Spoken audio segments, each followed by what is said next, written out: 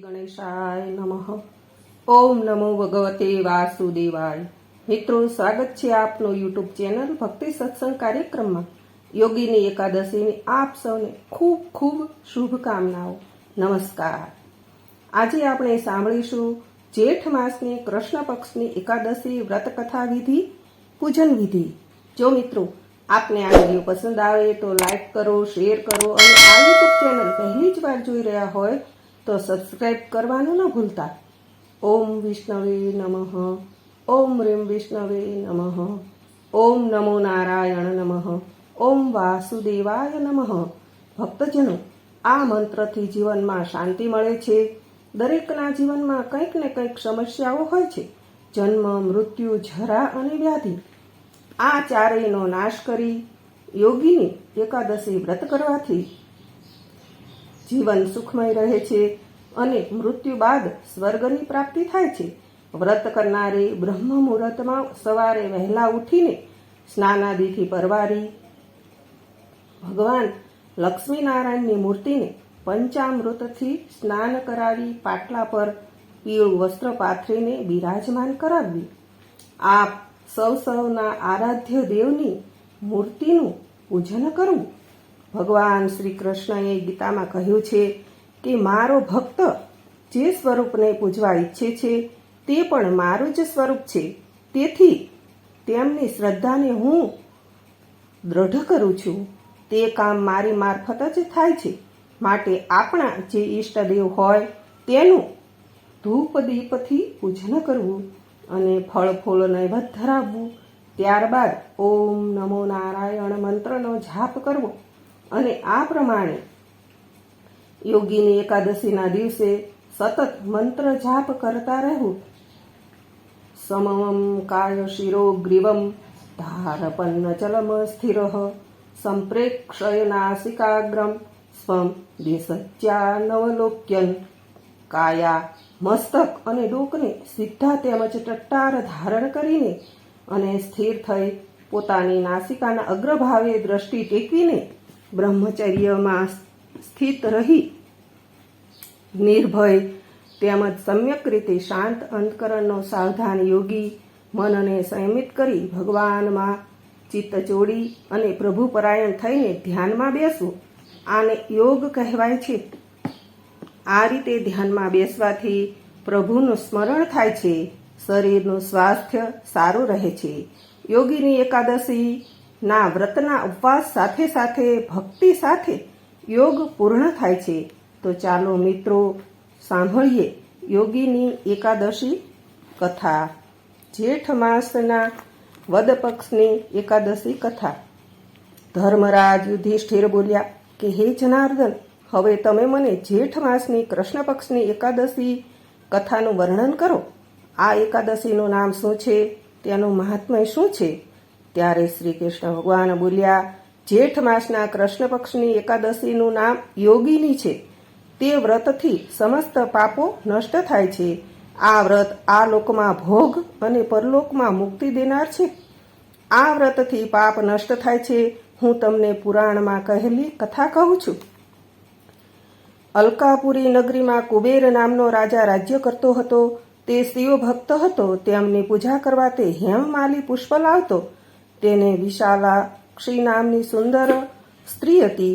એક દિવસ માન સરોવરમાંથી તે પુષ્પ લઈ આવ્યો, પરંતુ કામાસક્ત થવાના કારણે પુષ્પોને રાખીને તે પોતાની સ્ત્રી સાથે રમણ કરવા લાગ્યો અને બપોર સુધી પુષ્પ આપવા ન ગયો.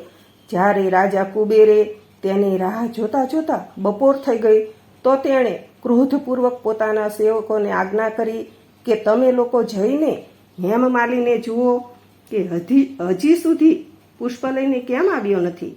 જ્યારે યક્ષોએ તેની જાણ લીધી તો તેઓ કુબેરની પાસે આવીને કહેવા લાગ્યા કે હે રાજન, હેમમાલી હમણાં સુધી પોતાની સ્ત્રી સાથે રમણ કરી રહ્યો છે.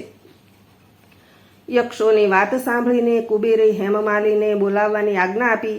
હેમમાલી રાજા કુબેર સમક્ષ ડરથી કાંપતો કાંપતો ઉપસ્થિત થયો. તેને જોઈને રાજા કુબેરને અત્યંત ક્રોધ આવ્યો અને તેમના હોઠ ફફડવા લાગ્યા. તેમણે કહ્યું, રે પાપી, મહાનીચ, કામી, તે મારા પરમ પૂજ્ય ઈશ્વરોના ઈશ્વર શિવજીનો અનાદર કર્યો છે. તેથી હું તને શાપ આપું છું કે તું સ્ત્રીનો વિયોગ ભોગવશે અને મૃત્યુલોકમાં જઈને કોઢી થશે. કુબેરના શાપથી તે જ ક્ષણે સ્વર્ગમાંથી તે પૃથ્વી પર પડ્યો અને કોઢી થઈ ગયો. તેની સ્ત્રી પણ તેનાથી છૂટી પડી ગઈ. મૃત્યુલોકમાં આવીને તેણે મહા દુઃખ ભોગવ્યા, પરંતુ શિવજીની ભક્તિના પ્રભાવથી તેમની બુદ્ધિ મલિન ન થઈ અને પાછળના જન્મની પણ તેને શુદ્ધ રહી. તેથી તે અનેક દુઃખોને ભોગવતા પોતાના પૂર્વજન્મના કુકર્મોનું સ્મરણ કરતા હિમાલય પર્વતની તરફ ચાલ્યો. ત્યાં ચાલતા ચાલતા માર્કંડેય ઋષિના આશ્રમમાં પહોંચ્યો. તે ઋષિ અત્યંત વૃદ્ધ અને તપસ્વી હતા. તે બીજા બ્રહ્માના સમાન લાગતા હતા.